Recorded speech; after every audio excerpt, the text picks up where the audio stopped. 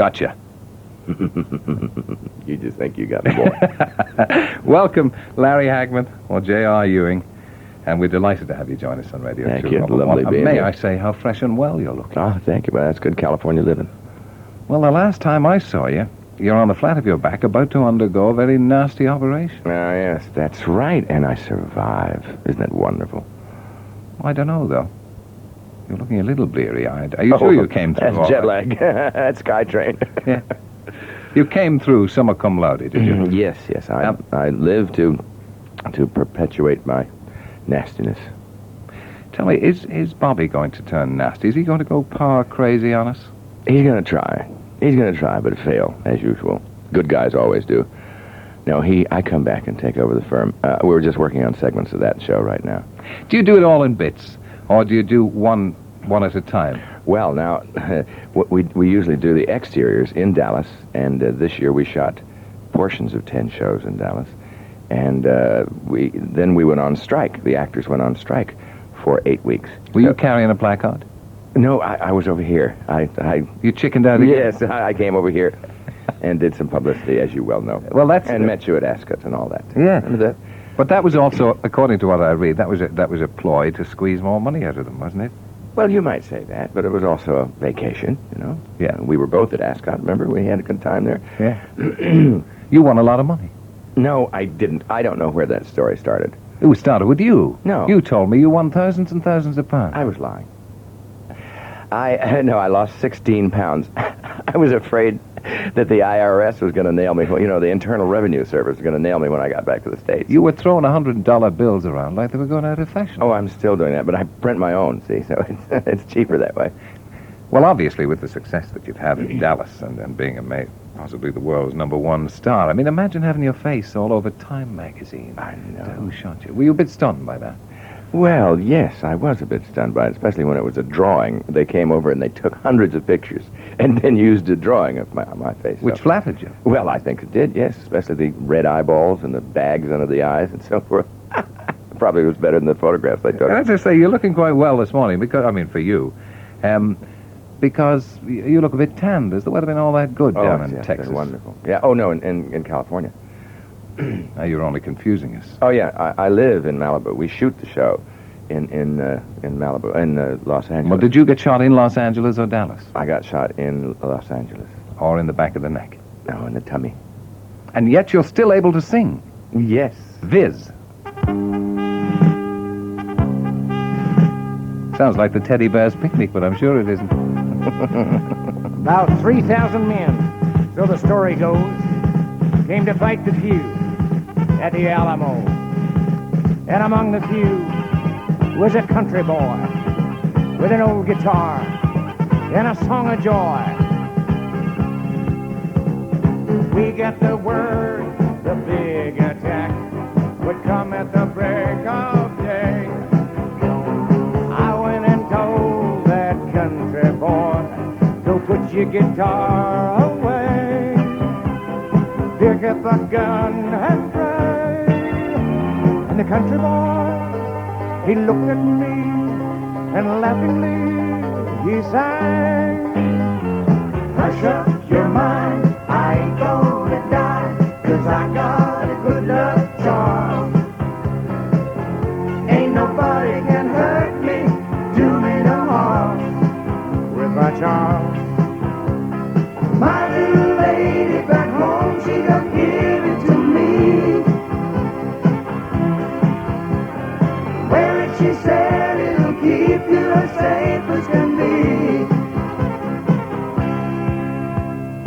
Over the hill, Santa Ana came with all of 3,000 men. Raise up the flag, Jim Bowie cried. We fight on until the end. We'll never see home again. And the country boy, he looked at me and laughingly he sang, hush up your mind, I ain't gonna die, 'cause I got a good luck charm. Ain't nobody can hurt me, do me no harm with my charm. My little lady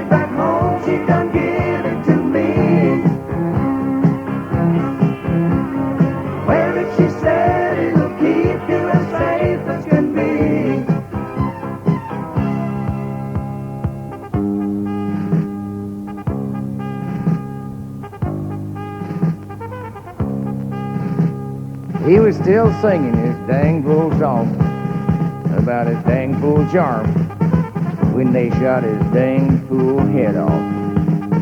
Dummy. Hush up your mind, I ain't gonna die, 'cause I got a good luck charm. Ain't nobody can hurt me, do me no harm with my charm. Hush up your mind, I ain't gonna die, 'cause I got a good luck charm. Ain't nobody can hurt me, do me no harm with my charm. Hush up your mind, I ain't gonna die, 'cause I got a good luck charm. You want to talk about sophistication? Ain't nobody can hurt me. Before we get further, a warning to drivers on the A38 in Devon. The heavy rain affecting southwest of England has now caused flooding on the A38 at Buckfastleigh between Plymouth and Exeter. Both carriageways are flooded to a depth of 12 inches and probably more. In other words, nobody's had the nerve to go and put their foot in it yet. That's Buckfastleigh in Devon on the A38. Watch out because of flooding. My special guest this morning is Larry Hagman, J.R. Ewing. Yeah, how you doing, Terry? That's a smashing Stetson you have. Isn't it nice? Are those feathers from Miss Ellie's budgie? Oh, crushed budgies. Yeah, that's something else. Anyway, I don't want to sort of spring it on you, but who did it? Are you kidding? I could You get, can a, lot tell of, me. No, I you could can get a tell me. lot of money for that information right now. There's nobody listening. You can tell me. No, don't worry. Is there any way I can prize it from you? You're going to have to wait just like Money? Well, I suppose, yes. I Money? suppose that we could... You're not carrying that kind of money on you, I don't think. Well, look, hang on. I've got a... Talking of Good Luck Charms, which is your latest record, and a very fine effort, if I may say so, Mr. Hagman. Thank you, sir. Game effort. I have here a gold Stetson. I thought we might bribe you with, or... No, No? keep going. What about a golden bullet? A golden bullet, now you're talking. Oh, now there's a little piece of merchandise. It's one up on the Lone Ranger, anyway. So you won't tell us, eh? Not yet. When is it all going to be revealed? Well, I think at the end of this week. I think Friday, is it? Or I don't know exactly. Yeah, I think it's been transmitted here on Friday or Yeah. Saturday. Are they going to drag it over 2 episodes? Oh, they've dragged it over 4 episodes so far, anyhow. So they're squeezing it as much as they can out of it. You're telling me on the return of Dallas here, obviously had an enormous audience, but in America? Yes, we had the show was on 4 times last week, and it came in. What, the same show? No, 2 repeats, and then 2 of the new shows, and it came in 1st, 2nd, 4th, and 9th. It was in the top 10, all of them, and it broke all records. It is the most watched show in the world. Ever in the history Ever of in the the history universe. of the whole, yes, the whole shooting match. I wish I could tell you how many letters I and everybody else, I'm sure, on radio and television has got suggesting who did it and why they did. Would you like to have some of mine? The mailman comes in with a bag and just leaves it there. And he says, I'll pick up the bag tomorrow when I bring another bag in. I want to hear from somewhere north of the Ribble, signed A Troublemaker, which says, please stop mentioning J.R. and Dallas. I don't want to know who shot him.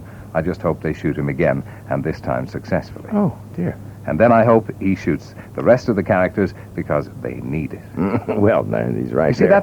that's the thing. Once a thing becomes as popular as Dallas, obviously, there is a certain section of the population, like the intelligentsia, who hate it. Well, they don't have to watch, do they? I'm always saying that about blankety blank, but not with any conviction, because they don't. Now, what I was going to say to you of mammoth importance is something I've forgotten, but somebody sent me a cutting here of called from some American newspaper that if you saw your doctor's bill, you would pass away. Yeah, right. Because in America, the emergency services the night paramedics brought you to the hospital came to $193.50. Operating room charges for the emergency surgery to remove the bullets were $2,600. $632 for anesthesia, $208 for recovery room, $240 for blood transfusions, $183 for oxygen, $234 for x-rays, and $180.70 for dressings. Other charges will include $2,425 for drugs and $305 for intravenous fluids. Laboratory, $932. Respiratory therapy, $285. An electrocardiogram, $39.50. 7 days in the hospital's intensive care unit, $4,620. 22 more days in a private room, $6,666. And the total is unbelievable. Can you afford it? Can even the Ewings afford it? Chicken feed. Let's do it Was that again. feed you said? Was that chicken feed you said? Chicken feed. After what you gave me on the television, are you sure it was feed?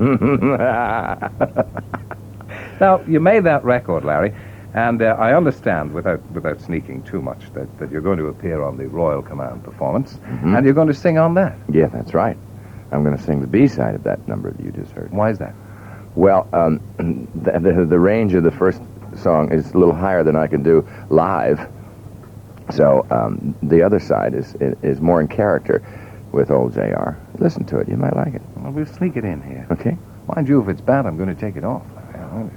I expect that of you. This is a very upmarket radio show. Certainly loud, isn't it? Sitting at poker to win me some dollars, twisting the ear of a kid till he hollers. Scaring young girls with lascivious grins. These are just some of my favorite sins.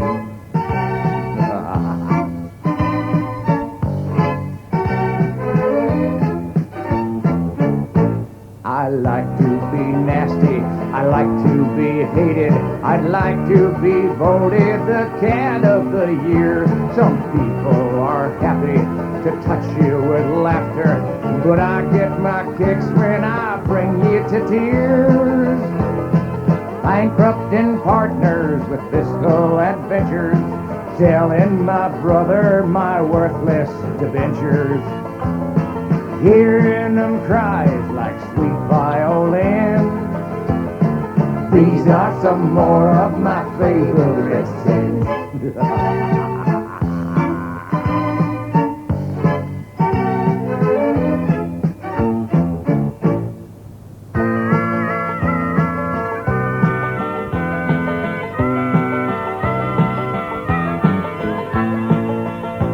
My garden's a pasture for greenhorns and suckers. I rear 'em and shear 'em and skin 'em alive. I've never been troubled by goodwill and kindness. There ain't no percentage in that kind of jive. My recipe for the cake of good living, 1 pound of taking to each ounce of giving.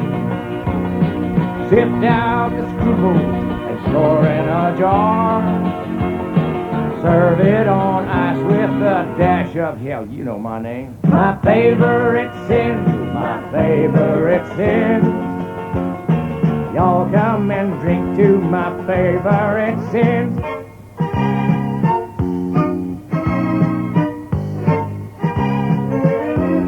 Yeah.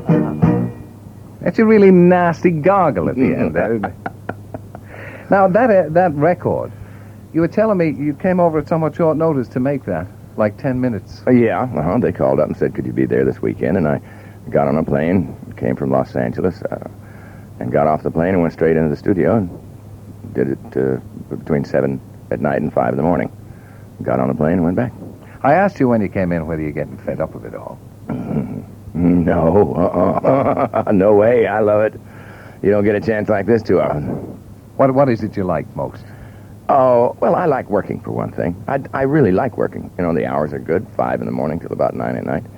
And I like the money and the fame and the fortune and the adulation.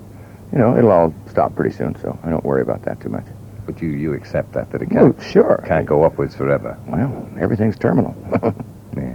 Well, that was nearly terminal when you got shot there, but as I say, you've made a tremendous recovery.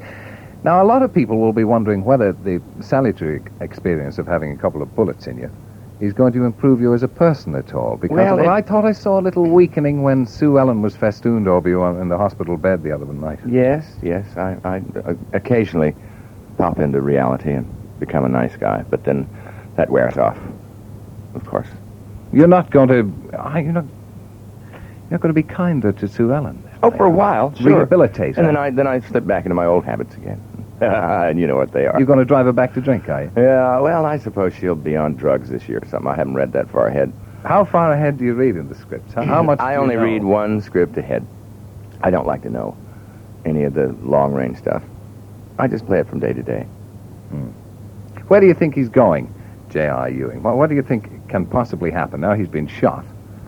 Well, he's going to make some more money, Has to do that. And he's going to seduce his secretary, of course. What, another one? Yeah, the annual secretary seduction scene. And then... Do you actually enjoy all that stuff? Yes, it's wonderful. It's so, so different from my real life. You can act after You only fantasy. said that now because your wife is standing Yes, of course, outside, she's standing right there, and my daughter and everything, so yeah. Kindly remove Mrs. Hagman so we get the real truth. So you never look beyond the first couple of scripts? No. I don't like to know. It takes the fun out of it. Yeah. But do you have fun shooting it? Oh, we have a is there ball. not a certain amount of jealousy and ill feeling on None. the set? Because None. after all, you all started equal, but you're the star now. Well, I dispute that. We really couldn't do it without each other. It's a repertory company. We have 8 stars. And that's just the way it works. And we all work hard at maintaining an equilibrium. It's very important. You get paid more than the others, don't you? Well, sure, but I put in more time. 32 years. In the business, I'm not 32 years. No. But Jim Davis is older than you are. Oh, yeah, but he hasn't been in the business as long as I have. Not really. Yeah. And where does it go from here, then? As you say, you reach a peak, and then you have to come down the other side. What would you envisage yourself doing when... I know it's a question you've always been asked, but I think everybody would like to Well, I'd hear your like answer. to... I'm writing a film now that I'd like to see produced. It's a comedy. I'd like to get back into comedy because that's really my forte. The answer would be films for you, do you think, instead of another television series? Oh, I don't know. I'll take whatever comes along. I'd like to do a couple of good films. I've made a lot of films. None of them very good. Except, well, I did one here called Stardust that I really enjoyed. It was the first time I'd tried this character out, and I think it was very successful. With David That's right. Essex. And Adam Faith. And Adam Faith, who stole the picture as far as I was concerned. And, no, it was really a wonderful experience. And I'd like to make a couple of good films and then another couple of good television series, and then I'd like to be an old, rich actor. Well, you're on your way. Getting old, that's for sure. Is there any way that you think you can go back to playing light comedy? Oh, sure, absolutely. As a matter of fact, I just finished a film with Blake Edwards called S.O.B. This is not the one that you appeared in the nude in, is it? What? In the nude? Do you remember you told me you were in a cheeky movie when I last interviewed you on the television? You said you were going to get your clothes off and all. Oh, well, this Possibly girl with your keeps boots. pulling my pants down. That's probably what it was, but I'm not in the nude. No. No. Sort of a disappointment, Larry. Oh, I suppose we'd better have a piece of music. Well, I'll work on it. Well, no, not now, please. That's the Wurzels, and I Love You, J.R. There were 1 million records out, Larry. Obviously, at the time that you got shot and all through the last series. Did you get any money out of all that? Oh, no. Listen, there's enough to go around. Look at all this stuff here. Yeah, but I mean, these are all Christmas cards and birthday cards. Do you ever hear about those? I mean, No, does I'm supposed to get a piece of them, but I doubt if I'll ever see any of this money. If this is all... I don't know if this is Lorimar stuff or what. Do you know? It doesn't say there. Yeah. But it's a strange thing because, in fact, you can't really sue everybody who uses your photograph. I don't sue anybody. I don't like lawyers. I mean, I don't like lawyers when you have to hire them. There was a wonderful story that as I say, we met at Ascot, and you lost all that money while you lied to me about winning stuff. That you'd come over really, as it were, to avoid the hassle over your contract, and that it was a good thing to conduct contract negotiations really from a distance of about 5,000 miles. That's right. Well, that's what I did. I left the contract negotiations to the people I hired to do that sort of thing. And I didn't want the pressure, you know. Everybody's always saying, Larry, you know, you're gonna blow it. And I don't want to hear all that stuff, you know. I don't want to be able to talk to people over the phone, have them call me. You know, friends are the guys who, you know, Larry, don't blow it. You got a chance. Well, I just did it exactly the way I lined it up. I knew how much they were going to pay. They knew how much they were going to... I knew that they knew that I knew that they knew. And all we had to do was play the game until it came to fruition, and it did. As And we're all I happy. said to you earlier, how much further can it go? As I said, you have been shot. You've had practically everything that you can do. I mean, how much nastier can you get? How much more can you develop the character beyond the point that's reached? Or what else can happen to you Oh, gosh. to keep interest alive? I don't know. They'll just probably repeat some of the same things that happened last year, like a kidnapping, I suppose, and a lot of hospital scenes and stuff like that. You've never liked that child, have you? Oh, I like it, all right, but I mean, you know, I don't have much time for the kid. I mean, I just don't. And the little kid, It's real hard for a child to be on a show, and he's getting terribly spoiled. He's just, he's just wonderful. Well, he gets anything he wants to, just so he'll, do the job. He seems to burst into tears quite spontaneously. Boy, he sure does. And kick, too. You got to be careful when you pick that kid up and get it in a strange place. Yeah. No, it's, that's just one of the terrors of the show. Apart from you being the firstborn, it seems that old Jock, who, by the way, has stopped putting sugar on his eggs now, I'm pleased to see. He seems to have pulled himself together a bit. He seems to have you more or less in his affection, more deeply in his affections than the others. He doesn't really like Bobby or well, he wouldn't blame him not liking Gary, would you? But I mean... No. Ugh. Well, yeah, that's the way it is. He likes you better than the others. That's because you're the firstborn. I You're not think even the firstborn. You're the secondborn. What do you mean? I'm the Wasn't firstborn. Gary the elder? No, he's in...